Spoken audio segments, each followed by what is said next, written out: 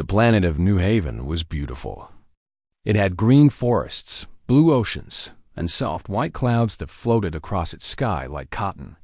The colony there was home to 12,000 humans who had left Earth to build a new life among the stars. They grew food, built homes, and raised their families in peace. It was a quiet place, far from the busy centers of human space, and that was exactly why people loved it. Lisa Monroe had come to New Haven 5 years ago. She was a retired naval commander who had spent 20 years serving on warships. She had seen battles and lost friends. When she became a mother, she decided that her children would never know that kind of life. So she took a job as the colony administrator and moved to this peaceful world with her 2 children. Danny was 8 years old, a bright boy who dreamed of becoming a pilot someday. Grace was 6, a gentle girl who loved to paint pictures of flowers and animals. They were everything to Lisa. Every morning, she would walk them to the academy and watch them run through the gates with their friends. Every evening, she would listen to their stories about what they had learned that day. The New Haven Academy was the heart of the colony. Nearly 3,000 children attended school there.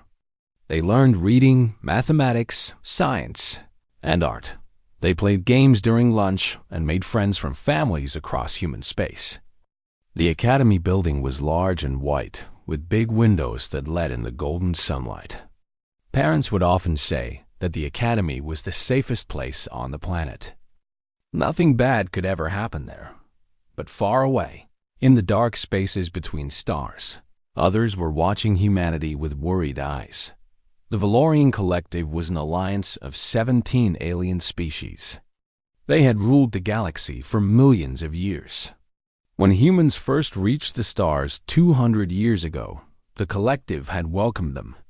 Humans seemed harmless enough, a young species still learning to walk among the older races. But humans grew fast. They built colonies on hundreds of worlds. Their population increased every year. Their technology improved at a speed that made the other species nervous. Supreme Arbiter Kethra was the leader of the Collective's High Council. He was a Vorn, an insectoid creature with 4 arms and large black eyes. For years, he had watched humanity expand across the galaxy. He saw how humans worked together, how they never gave up, how they always found solutions to problems that stopped other species. This frightened him. In a few more centuries, humans might become powerful enough to challenge the Collective itself. Kethra called a secret meeting of the High Council. "We must act now," he said to the gathered leaders. "We must show humans that they are small and weak. We must break their spirit before they become too strong." The other council members agreed. They decided to attack a human colony, not to conquer it, but to send a message. They would show humans what happened to species that grew too fast. They chose New Haven because it was far from Earth, poorly defended, and full of civilians. The attack would be quick and brutal. Humans would learn their place. 3 Valorian warships were sent to carry out the mission. Their commanders were given special orders. They were told to target civilian areas, especially places where children gathered. The council believed that nothing would hurt human morale more than losing their young. It was a cruel plan, but Kethra did not care. To him, humans were just another species that needed to be controlled. On New Haven, life continued as normal. Lisa Monroe sat in her office that morning, reviewing supply reports and planning the next community meeting.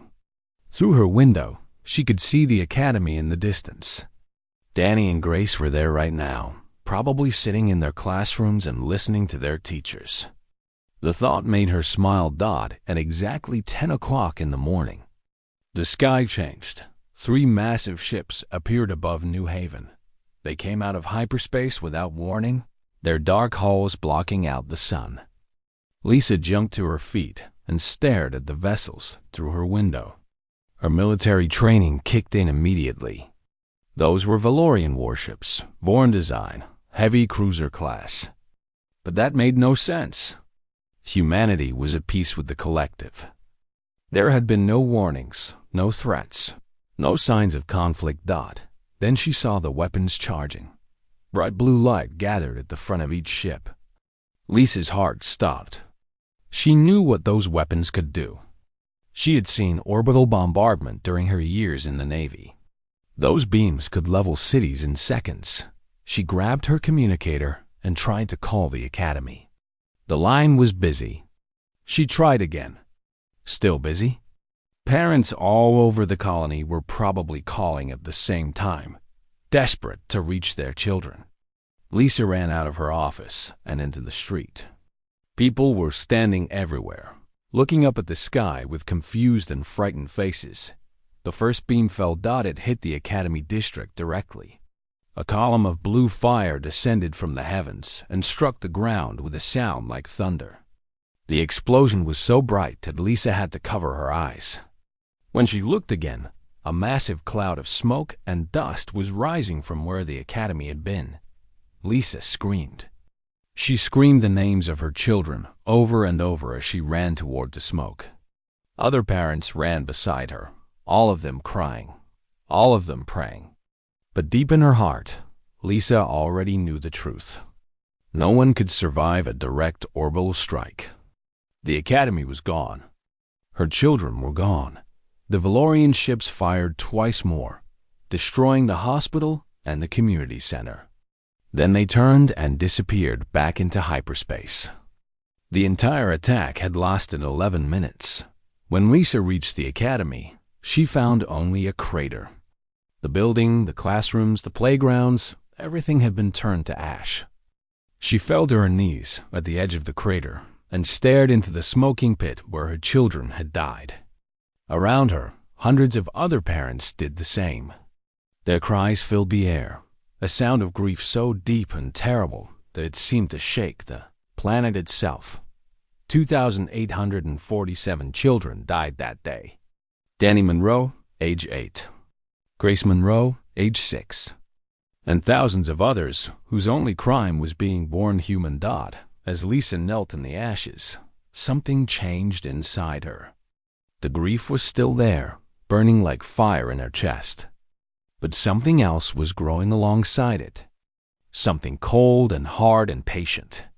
She looked up at the sky where the enemy ships had vanished. "You made a mistake," she whispered to the stars. "You have no idea what you have done."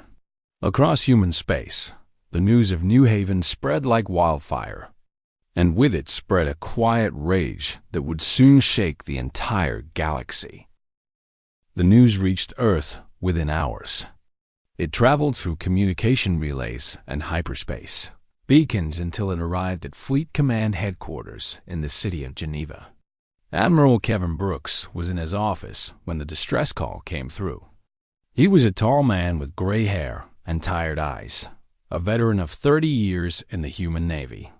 He had seen many terrible things in his career, but nothing prepared him for what he heard next. The message was broken and full of static, but Lisa Monroe's voice came through clearly enough. She described the attack, the ships, the weapons. She described the crater where the academy had been. And then her voice broke completely as she screamed the names of her children. The transmission ended with the sound of her crying. Admiral Brooks sat in silence for a long time. He played the message again and listened to every word. Then he stood up and walked to his window. Outside, the sun was setting over the mountains. The sky was painted in shades of orange and red. It was beautiful. Somewhere out there, on a planet called New Haven, parents were burying what was left of their children. Brooks picked up his communicator and called an emergency meeting of the Joint Chiefs. By nightfall, every human in the galaxy knew what had happened. The story spread through news channels and social networks. People gathered in public squares and watched the reports on large screens. They saw images of New Haven before the attack, the white buildings and green fields, the children playing in schoolyards. Then they saw images of the aftermath, the craters, and the smoke. the parents kneeling in the ashes dot on the colony world of New Beijing. A factory worker named Sam Carter watched the news with his daughter sitting on his lap. She was 5 years old, the same age as many of the children who had died. Sam held her tight and felt tears running down his face. All around the galaxy, other parents did the same thing. On Mars, in the great dome cities, people stopped their work and stood in silence. On the space stations orbiting Jupiter, crews gathered in mess halls and watched without speaking. On Earth itself, millions of people poured into the streets. They did not riot or shout. They simply stood together, holding candles and pictures of the dead children. The silence was more powerful than any protest. President Maria Santos addressed the United Human Confederacy that evening. She was a small woman with dark hair and kind eyes, but tonight her face was hard as stone. She stood at a podium in front of the flags of all human worlds and spoke directly to the camera. "Today, our enemies attacked the colony of New Haven," she said. Her voice was steady, but everyone could see the tears on her cheeks. "They killed 2,847 of our children. Not soldiers, not politicians.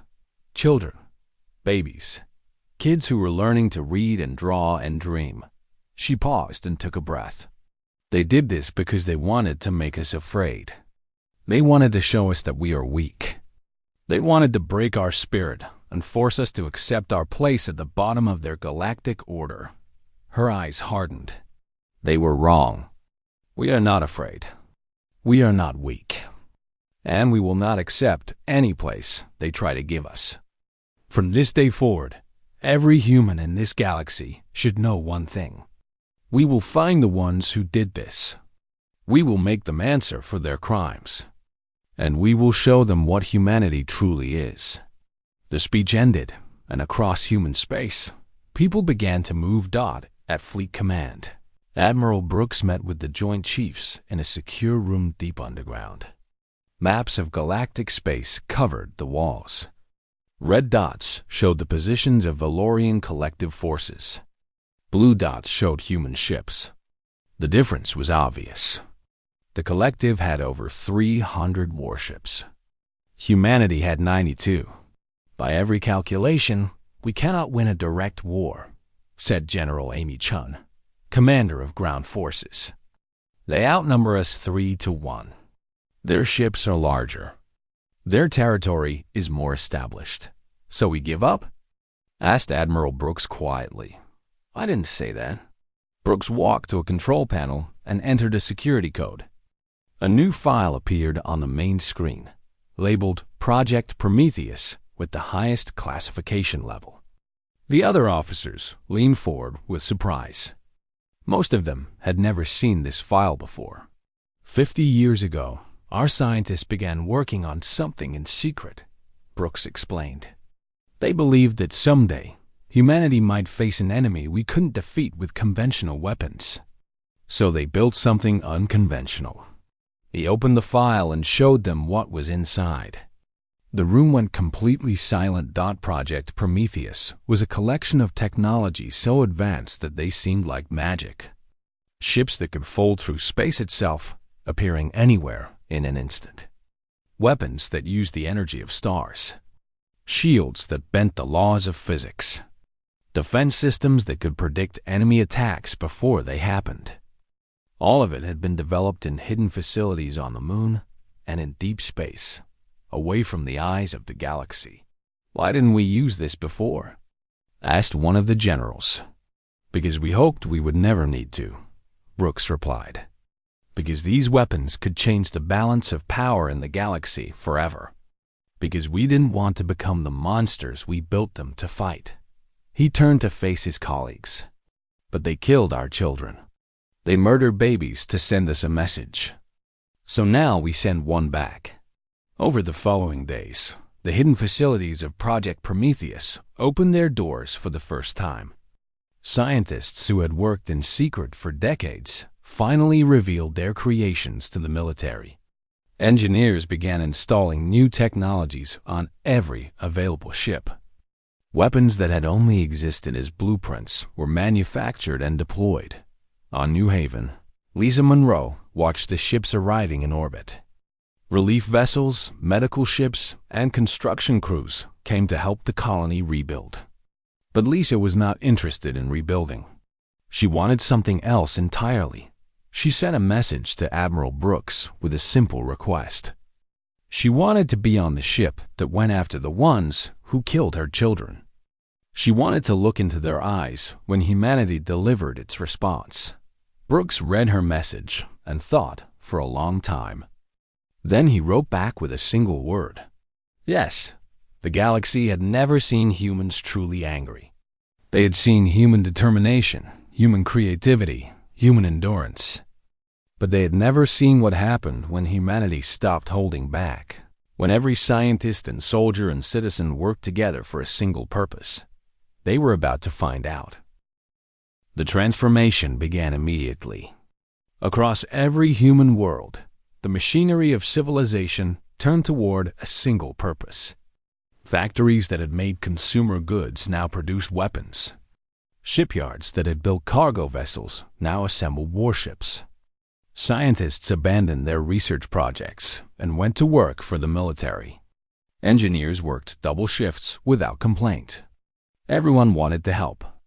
Everyone wanted to do something. The scale of mobilization was unlike anything in human history. Retired veterans flooded recruitment centers, many of them decades past their prime, all of them demanding to serve again. Young people who had never considered military careers signed up by the millions. On Earth alone, the Navy received more applications in 1 week than they normally got in 10 years. But this was not just about numbers. It was about what humanity could build when it stopped holding back. On the dark side of the moon, the main facility of Project Prometheus hummed with activity. Dr. Nathan Cole, chief scientist of the program, walked through corridors that most humans did not know existed. He had spent 25 years in these secret labs, developing technologies that could change the universe. Now, finally, his work would be used. The first technology was the quantum fold drive. Normal hyperspace travel was fast, but it had limits. Ships had to calculate routes, avoid gravity wells, and follow established lanes. The quantum fold drive ignored all of that. It could fold space itself, allowing a ship to appear anywhere in the galaxy instantly. One moment a vessel would be near Earth. The next moment it would be on the other side of known space. The Valorian Collective had nothing like it. The second technology was the stellar lens, a weapon that drew power from nearby stars. A single shot could punch through any known shield and destroy a capital ship in seconds. The lance was so powerful that early tests had accidentally cracked a small moon. The third technology was the probability shield. Instead of simply blocking attacks, it predicted where attacks would come from before they were fired. The ship would already be moving out of the way by the time enemy weapons reached it. In testing, no conventional weapon had ever managed to hit a shielded vessel. These were the weapons humanity had built in secret, hoping they would never need them. Now they were being installed on every ship in the fleet. Admiral Brooks traveled to the moon to inspect the preparations. Dr. Cole gave him a personal tour of the facilities. The Admiral walked past rows of quantum fold engines waiting to be installed, past racks of stellar lances being calibrated, past computer cores running probability calculations. How long until the fleet is ready? Brooks asked. 3 months, Cole replied. Maybe less if we push hard. Push hard. Meanwhile, the Valorian Collective watched humanity's response with growing concern. Their spies reported strange activity on human worlds. Shipyards working around the clock. Military budgets increasing tenfold. Scientists disappearing into classified programs. Supreme Arbiter Kethra had expected humans to retreat inward, to mourn their dead and accept their place. Instead, they seemed to be preparing for war. The High Council held emergency sessions. Some members argued that they should attack again before humanity could mobilize. Others said they should offer peace and hope the humans would accept. Kethra chose a middle path. He sent diplomats to meet with human representatives on the neutral station of Axis Prime. Ambassador Paul Griffin was chosen to represent humanity. He was an older man with white hair and a calm face, known throughout diplomatic circles for his patience and skill. But today, patience was not in his heart. He met with the Valorian delegation in a large conference room. The alien representatives sat on one side of the table, their different species creating a strange collection of shapes and colors. Ambassador Tethmos, a tall reptilian creature, spoke for the collective. "We are here to discuss peace," Tethmos began. "The incident in New Haven was regrettable, but we believe a diplomatic solution is possible." "The incident?" Griffin repeated softly. "Is that what you call it?" "It was a demonstration. Perhaps excessive, but intended to prevent larger conflict." Griffin nodded slowly. He reached into his pocket and pulled out a small holographic projector. He placed it on the table and activated it. Images appeared in the air above the device. Faces. Children's faces. Smiling, laughing, innocent faces. "These are some of the children you killed," Griffin said. "This is Danny Monroe. He was 8 years old. He wanted to be a pilot. This is his sister Grace. She was 6. She loved to paint."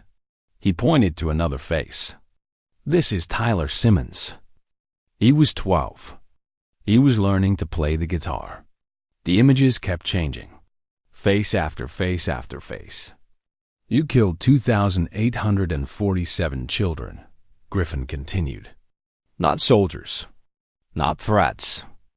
Children who had never harmed anyone. Children who had their whole lives ahead of them." The alien diplomats shifted uncomfortably. "And now you come here to offer us peace terms. You want us to accept restrictions on our expansion. You want us to pay reparations to you. You want us to surrender colony worlds." Griffin stood up slowly. "Let me tell you something about humans. We are not a violent species by nature. We prefer peace. We prefer cooperation. We joined your galactic community because we believed in working together." His voice hardened. "But you killed our children. You murdered the most innocent among us to send a message. And the message we received was this: you see us as nothing. You think you can hurt us without consequence. You believe we will accept whatever scraps you throw at us." He walked toward the door. "You were wrong about humans. You looked at us and saw a young species, easy to control, easy to frighten. You did not see what we truly are. You did not see what we become when you threaten our families." He paused at the door and looked back. "We are coming. Not because we want revenge. Not because we enjoy war. We are coming because every parent in this galaxy needs to know that their children are protected. Because no one should ever do what you did and go unpunished." He deactivated the holographic projector, and the children's faces disappeared.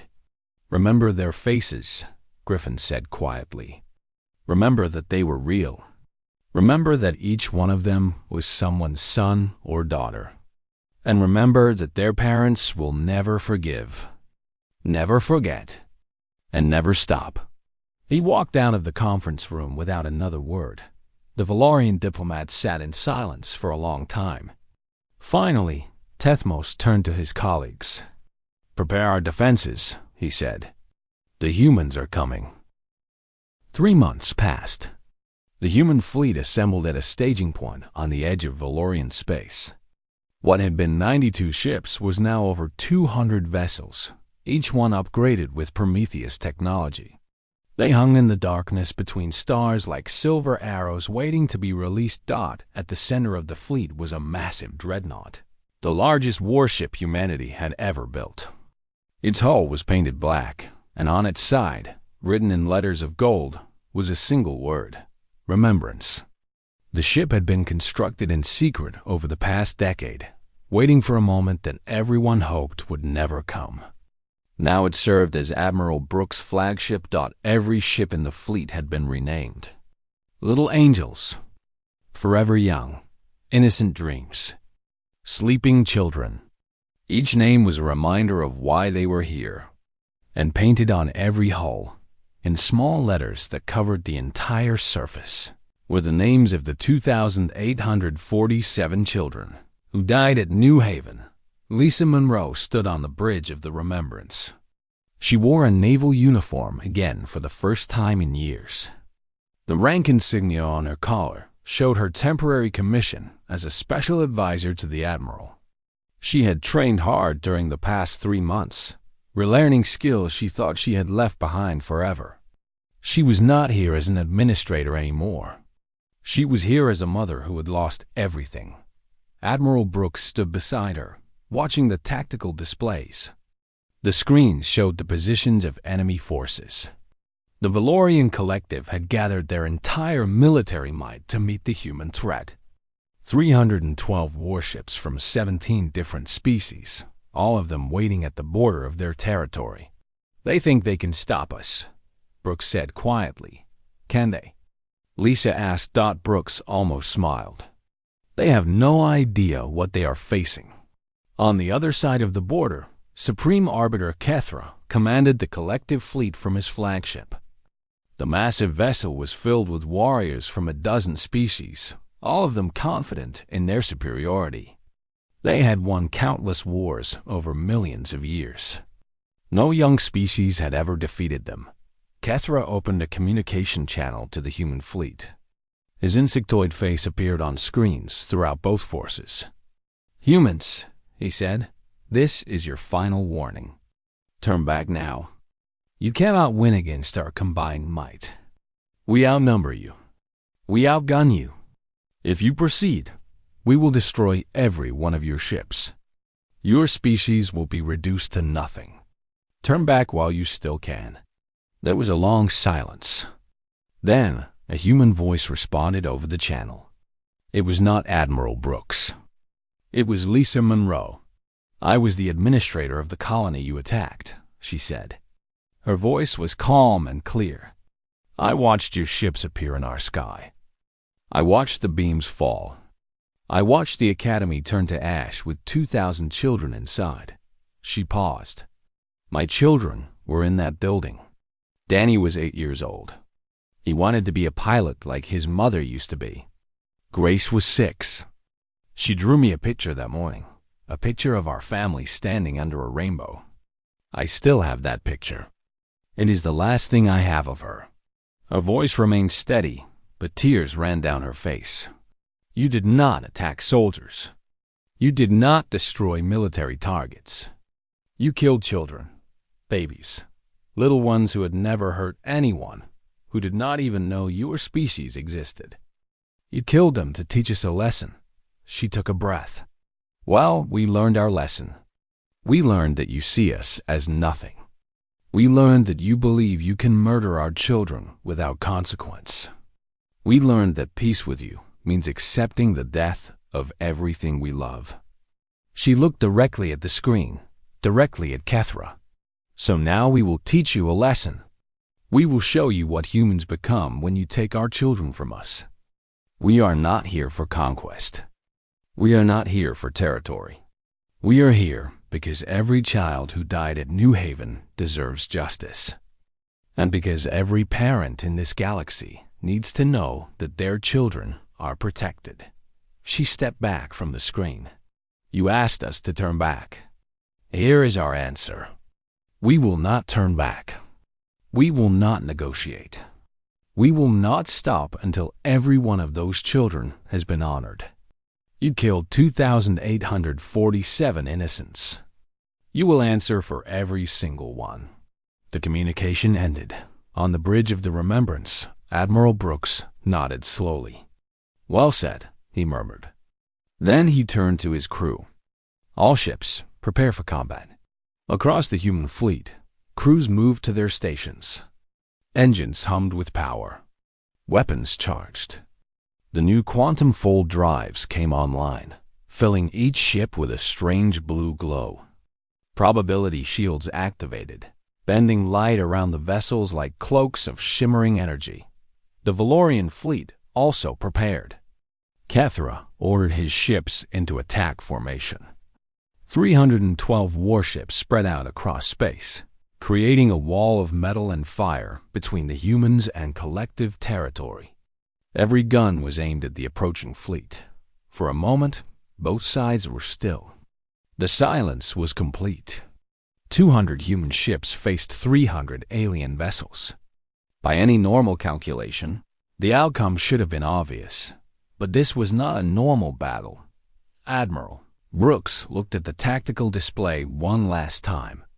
He saw the enemy formation, the placement of their capital ships, the positions of their support vessels. He knew exactly how this battle would go. "All ships," he said, "execute attack pattern Prometheus." The human fleet vanished. One moment they were there, arranged in formation at the border. The next moment, space was empty. The Valorian sensors went wild, trying to find where the humans had gone. Then the humans reappeared. They emerged from folded space inside the Valorian formation. Ships materialized behind enemy vessels, beside enemy vessels, even within the shield perimeters of enemy flagships. The quantum fold drives had carried them through the enemy lines as if the distance did not exist. For a fraction of a second, the Valorian forces did not know what had happened. They had never seen anything like this. No species in the galaxy could move like that dot. Then the stellar lances fired. Beams of light, brighter than stars, shot from human weapons. Each beam carried the energy of a sun focused into a single point. Valorian shields, the best in the galaxy, lasted less than a second. Ships that had stood for centuries were cut in half in an instant. The Battle of Valorian space had begun, and it would change the galaxy forever. The battle lasted 6 hours. It was unlike anything the galaxy had ever witnessed. Human ships moved through space in ways that broke every rule of warfare. They folded from one location to another in the blink of an eye. They appeared behind enemy vessels, fired their weapons, and vanished before return shots could reach them. The probability shields predicted attacks before they were launched, and ships danced out of the way of beams that should have been impossible to dodge. The Valorian fleet tried to adapt. Their commanders shouted orders, attempting to form new defensive positions. But how do you defend against an enemy that can appear anywhere? How do you fight ships that know where your shots will land before you fire them? On the bridge of the Remembrance, Admiral Brooks watched the battle unfold. Lisa Monroe stood beside him, her eyes fixed on the tactical display. Red dots representing enemy ships were disappearing one by one. But the humans were not just destroying randomly. They were counting. Every time a Valorian ship was destroyed, a human voice broadcast across all channels. The voice would speak a name. Danny Monroe. Age 8. A Vorn cruiser exploded in a ball of fire. Grace Monroe. Age 6. Another ship vanished from the display. Tyler Simmons, age 12. Emma Patterson, age 4. Jake Sullivan, age 9. Lily Carter, age 7. The names continued one after another. 2,847 names. 2,847 children. And for each name, one Valorian vessel or military installation was destroyed. On the collective flagship, Supreme Arbiter Kethra watched his fleet being torn apart.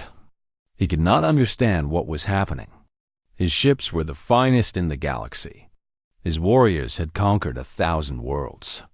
But the humans cut through his forces like they were made of paper.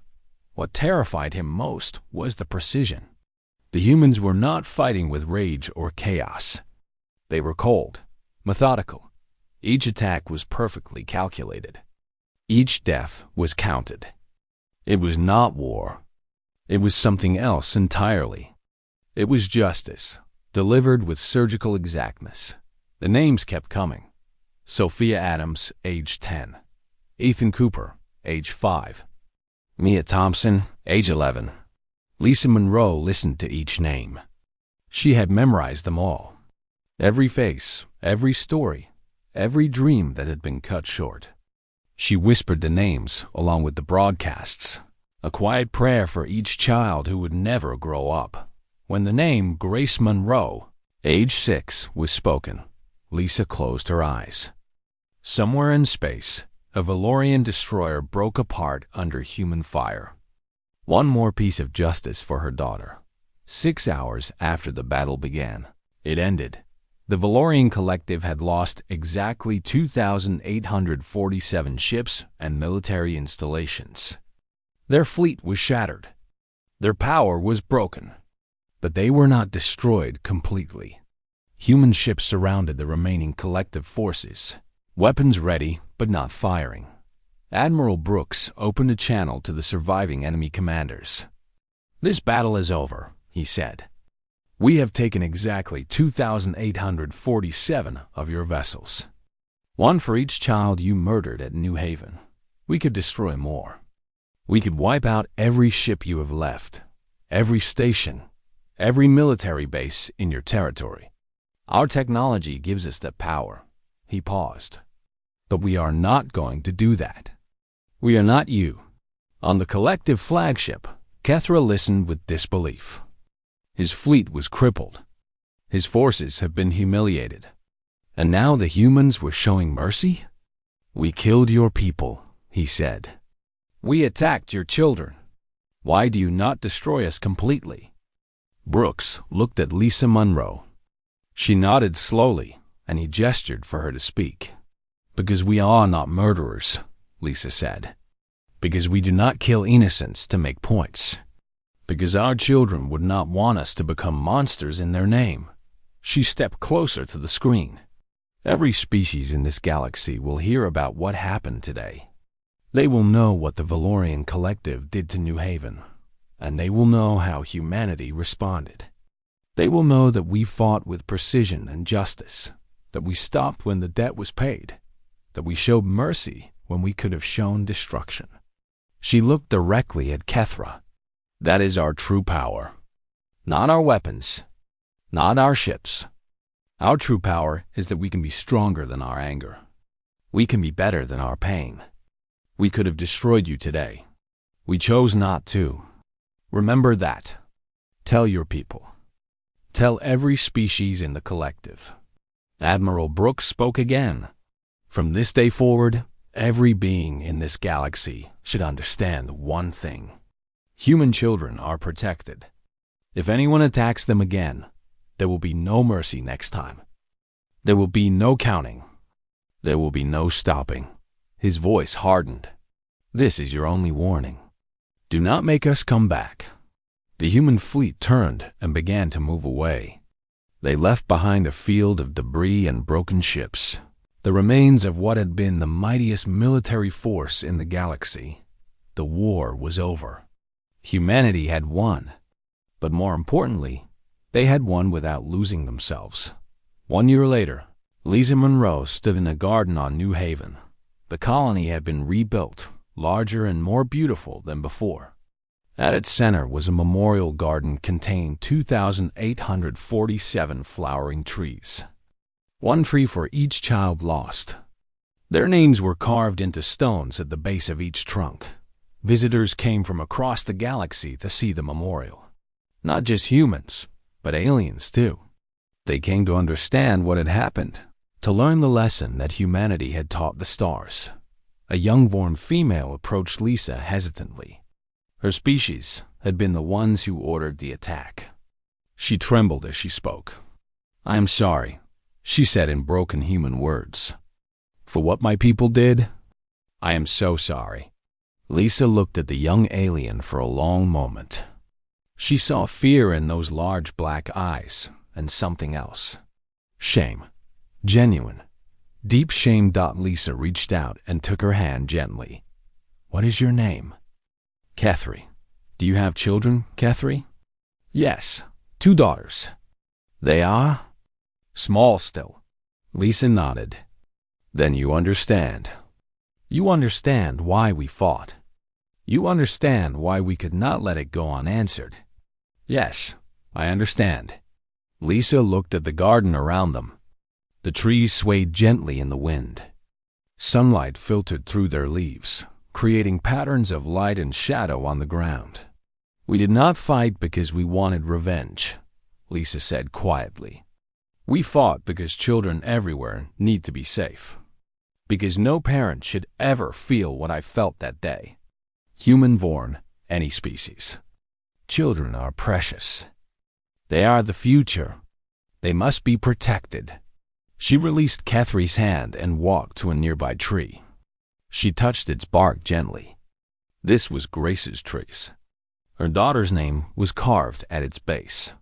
This is my daughter, Lisa said. She loved to paint. She drew pictures of flowers and rainbows. She would have grown up to do wonderful things. Now she is a tree in a garden and a name spoken during battle. She turned back to Catherine. But she is not forgotten. None of them are forgotten. And because of what happened here, because of what we did, no one will ever forget. Every species knows now. Human children are protected.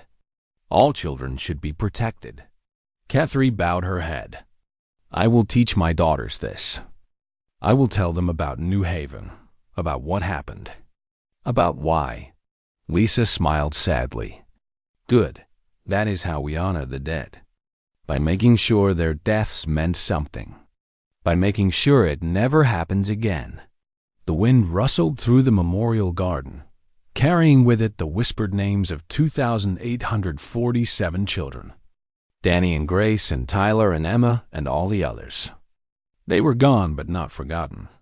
Their names were written on the trees and carved in stone and painted on the hulls of ships that had shaken the galaxy dot and across the stars. Every species now understood the truth. Humanity's true power was not destruction. It was love. A love so fierce and so absolute that it could move fleets and topple empires and change the course of history. The children of New Haven had shown the galaxy what humans truly were, and the galaxy would never forget.